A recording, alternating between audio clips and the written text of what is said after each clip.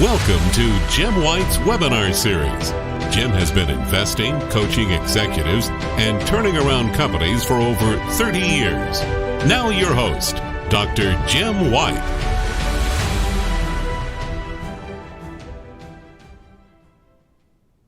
Hello, this is Jim White, and it's June the 9th, 2020. And welcome to part 5 of my Critical Thinking series.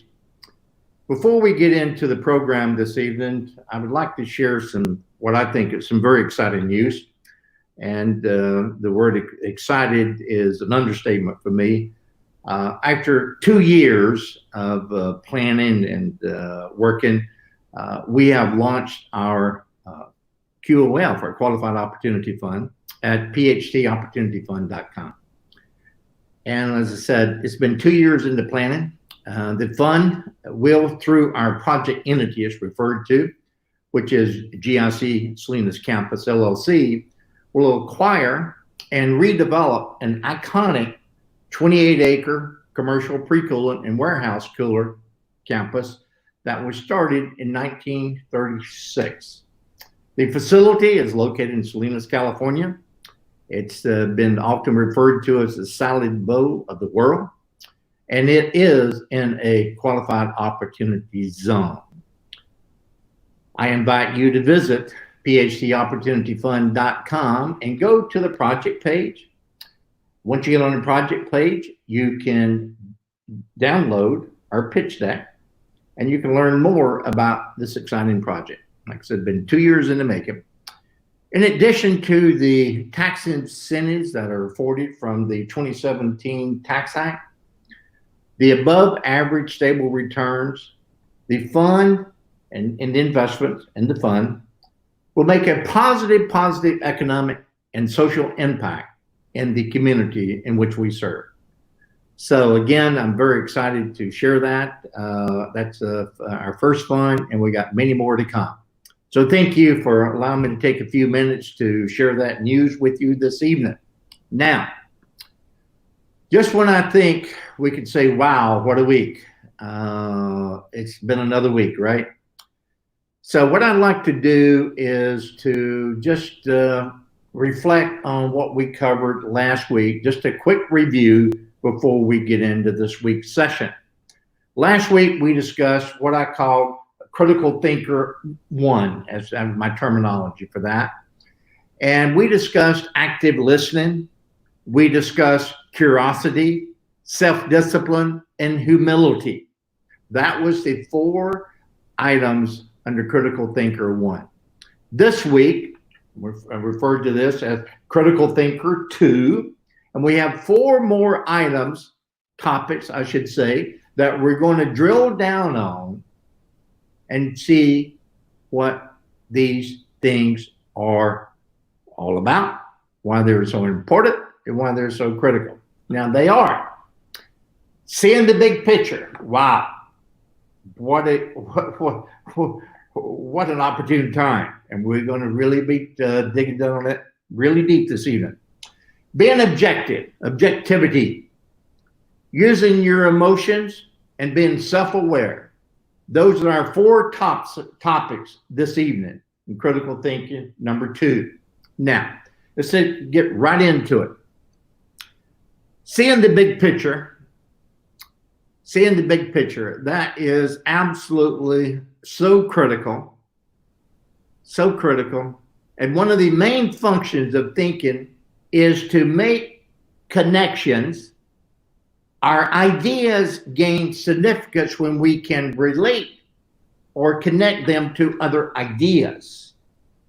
We start to gain insight when we see the similarities between those ideas, right? The way that we structure our ideas can be based on how they connect in one of two ways. This is really critical. And as often say from week to week, for our regular viewers, and I thank you for being with us each and every week, pad, pencil, paper, take some notes, and if you will. So in 2 ways, right? Well, one is called causal, the other is called conceptual relationships. since many problems arise due to casual changes. We will focus on this aspect only this evening. Now, steps in discovering causal relations include laying out the account, determining the hierarchy, interpreting convergence and divergence. Now, bear with me. I know it's a lot of critical terms, right? So bear with me and we'll bring it all together. Now, convergence are ideas and things that reinforce, right? Convergence are ideas and things that reinforce or supplement, I should say, or complement events. Divergence are points that do not reinforce events. Well, just think, turn on the news, watch the channel, and just watch everything is playing out right now. I think the current events playing out around the world can point to seeing or not seeing the big picture. I'm going to err on the side of saying not seeing the big picture, especially from our political leaders in the United States. They're not seeing the big picture, in my opinion, in my humble opinion. They're not seeing the big picture. Now, causal relations are used, and I thought I would just use it in context of a journalist, because the journalists and the media, are oftentimes been the recipients of some of these protests in not such a good way. But when you're looking to investigate, or you're doing to tell a story, right? You're creating a story. The first step that any writer, to include myself, will take is to generate ideas, right? Just get a piece of paper, start generating ideas, and then we proceed with determining the facts until the story unfolds and the structure is revealed. So that is so important. Now, the next thing in the 4 is called being objective. As we watch the news again, and I can't seem to get away from that, are we being objective? Do we have objectivity? Objectivity, what is it? It's defined as an intentness, I use that word, on objects external to the mind. Intentness of objects external to the mind. In critical thinking, we want to have a keen sense of being objective. We want to have a keen sense of being objective in critical thinking. So it seems like I get in a rhythm and I'm saying the same thing from week to week. Now is absolutely a perfect time, in my opinion, again, for this session that we did, this series that we're doing. It's so appropriate as we watch the decisions that are being made. And are we being objective? Are we seeing things through the right lens? And this unfortunate event that's occurring, and all the protesters that are out on the streets, even during this time of a pandemic, it is critical. It is absolutely appalling to have to go to that extent to be able to get attention, right? Like from the parents, if I can speak this even from a parent standpoint, it's like your kids are having to have tantrums in order to get your attention, right? And for you to listen to them, right? Objectivity is a rule or a strategy for problem solving. That's how I like to say it. Objectivity is a rule and strategy for problem solving. We got a lot of problems to solve, right? Objectivity helps us to engage more thoughtfully and deliberately, being objective, in the critical thinking process. I'll say this again, it's so important. Objectivity helps us to engage more thoughtfully and deliberately in the critical thinking process. Critical thinking process. However, We should not completely exclude our emotions, right? And for you that know me, I wear everything on the sleeve. You see what you get, right? So we cannot exclude our emotions or subjective feelings in the decision making or problem solving process either. We just can't. The most important thing to remember is that evaluating information objectively helps us to be more deliberate or thorough. There's a process that I developed many, many years ago, and I used for years in our Circle Success program, that 1-year leadership development process that I developed in JLY International, 1-year process. And it was a process that I called team consulting. Now, team consulting is actually based on some of these premises in critical thinking. But what we know and what I found out in all of my research and my study, some of your best ideas will surface in 10 minutes or less under a structured environment. So that allows you to be objective in this whole process that I teach. It is a process that I use and I've used for years and years and years when I would do strategic planning, doing offsites, being able to generate ideas, and being able to bring it all together and be able to control it so we could focus on critical thinking, problem solving. And again, we talk about emotions. You can't leave your emotions out of the problem solving process. At the same time, you cannot allow your emotions to get too far ahead of you either, right? So this process that I developed is a time process. It's a very, very wonderful process. And for anybody who would like to have a checklist of that, just send us an email. I'm happy to send it to you. It's a great process if you do it. And it's all about evaluating the information objectively, and it's going to help us to be more deliberate and thorough. Now, sometimes we cannot easily see how our emotions about things cloud our vision. Sometimes we cannot easily see how our emotions can cloud our vision. It does.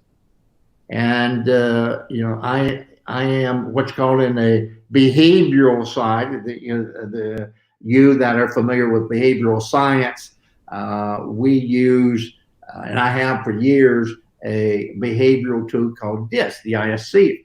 And there's 4 types of emotions of men, and these different types of behavioral types. And mine is referred to as a high D. It's dominance, it's decision making, it's you get it done. And at the same time, from the emotional side, it's a person that has a very short fuse, right? And that's one of the things that I know that I have, and I'm working on a daily basis.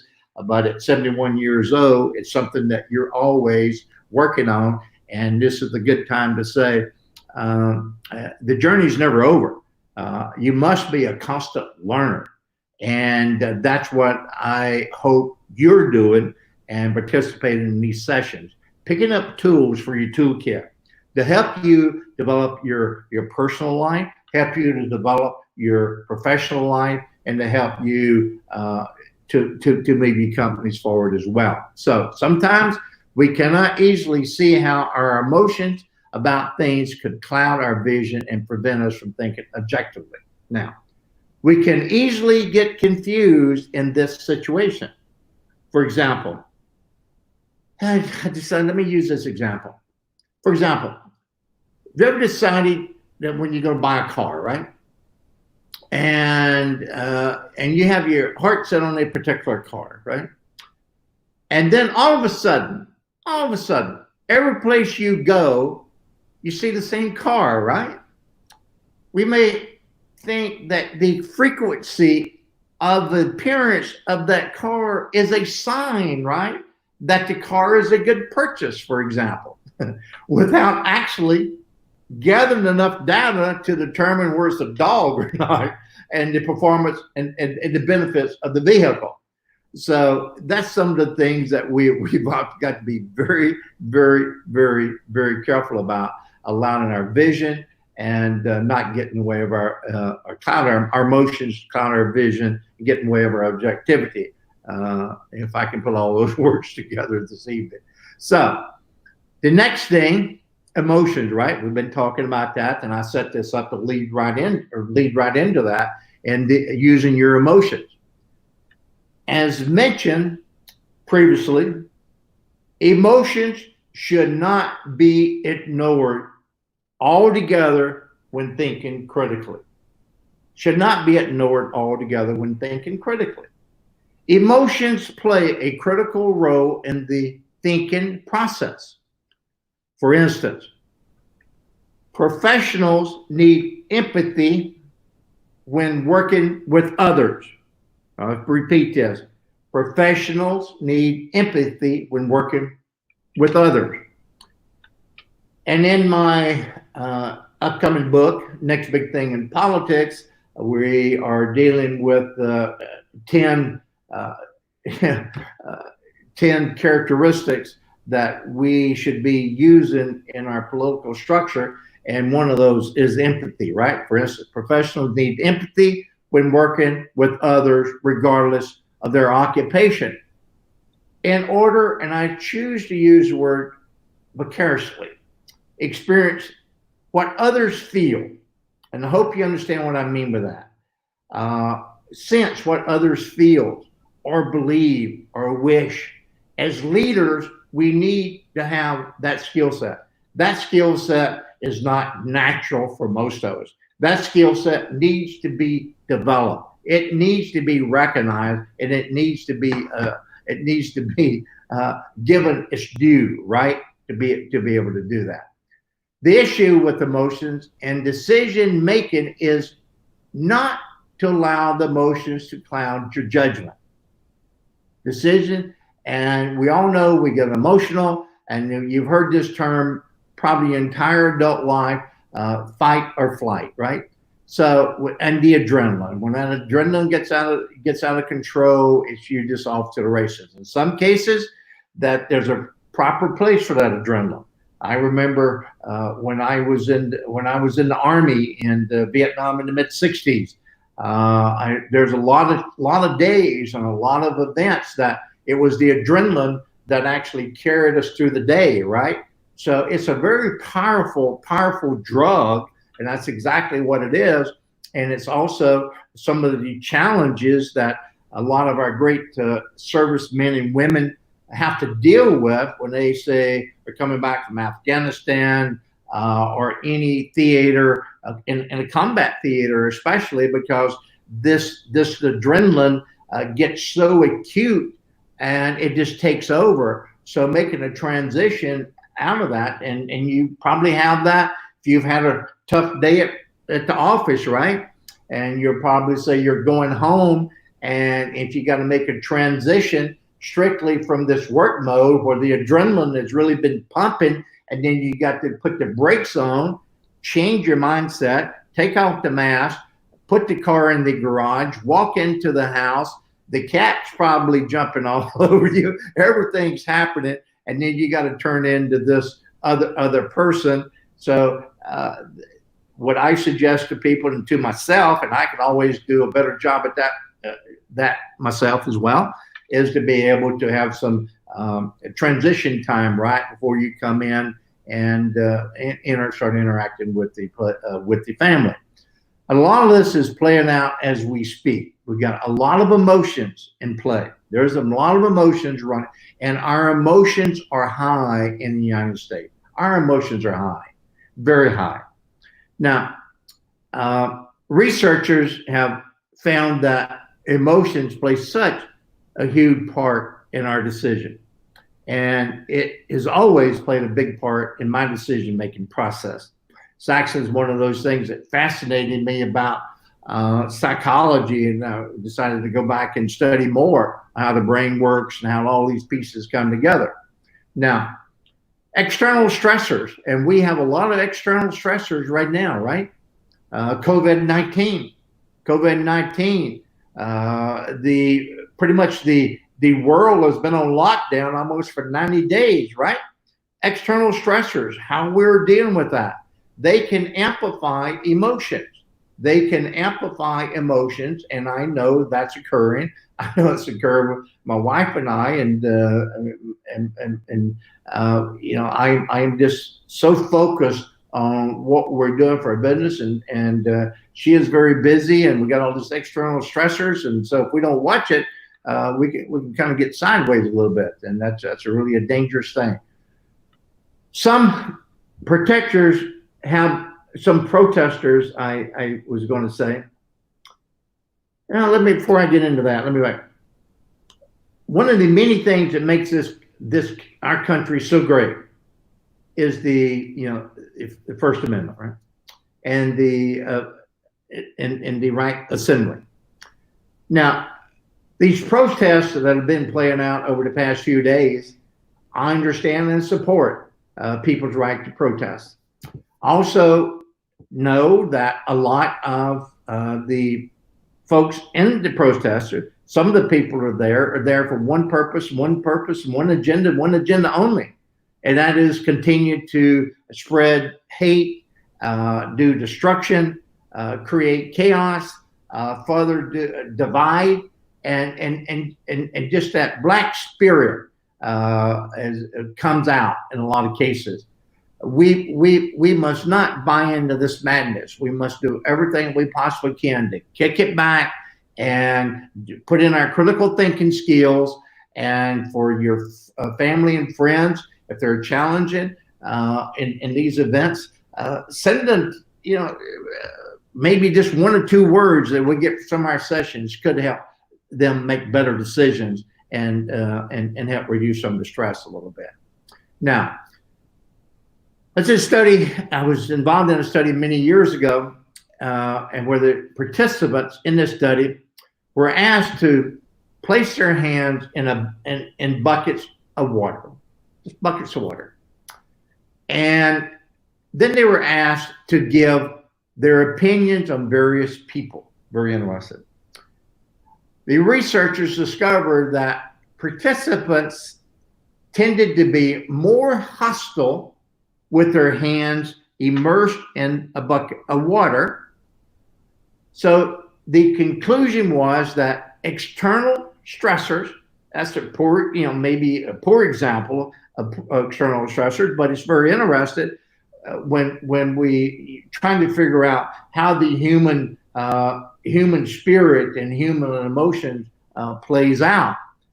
So like I said, so the conclusion was that the external stressors can also impact the emotions. Just a hand in the water and over a long period of time, and that's going to start creating some stressors, right? Now, the last thing is going to be self-awareness. Self-awareness is yet another characteristic of the critical thinker. This characteristic relates to actually being aware of one's feelings.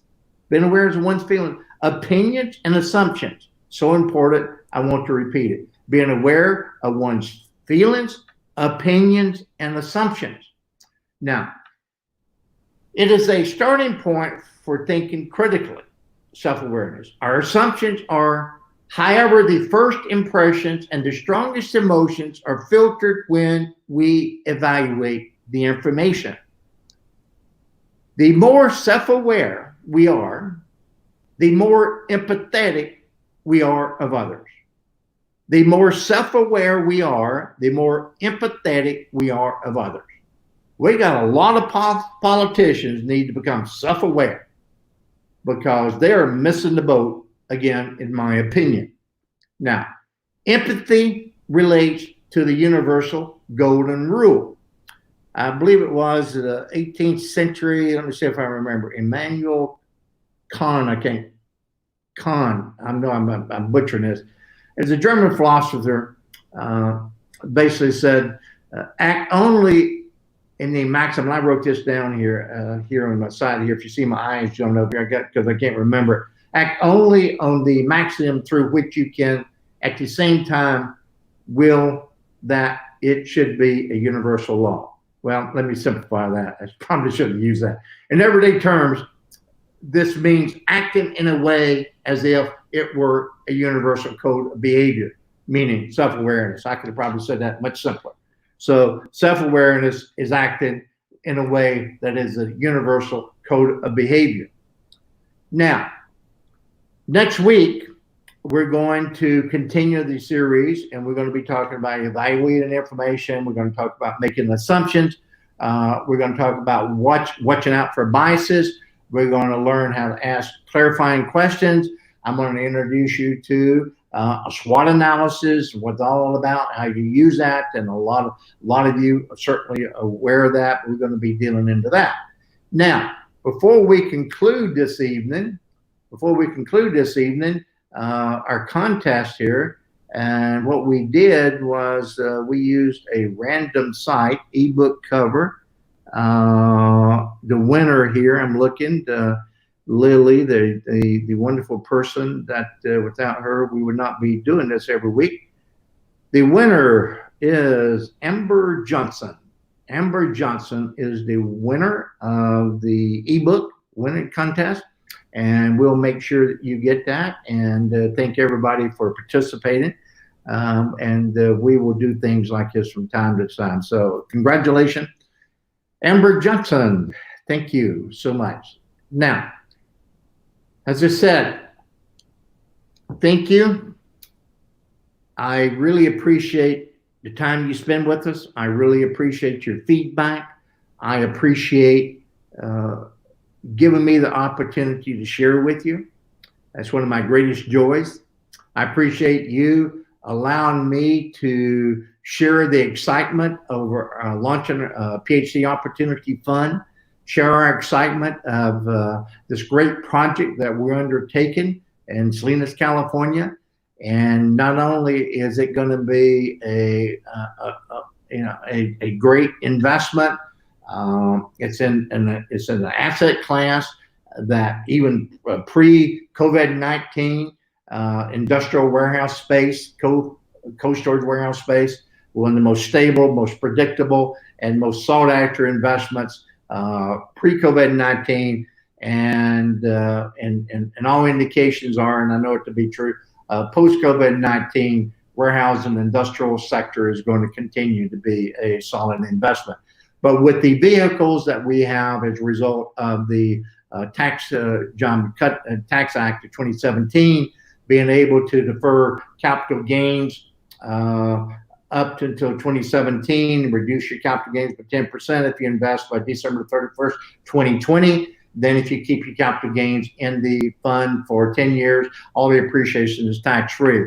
So not only from the tax benefit, but from the steady growth, it is absolutely phenomenal. And for the impact that it makes, especially in these rural and urban, I'm not going to use the word depressed, but zones that gives us an opportunity to make create jobs and make a social impact. So at that, I'm going to say thank you. I really appreciate you, and everybody be safe, and we will talk to you next week. Have a great evening. Thank you. Thank you for your participation and interest in Jim White's webinar series. To stay in touch with Jim, go to www.authorjimwhite.com.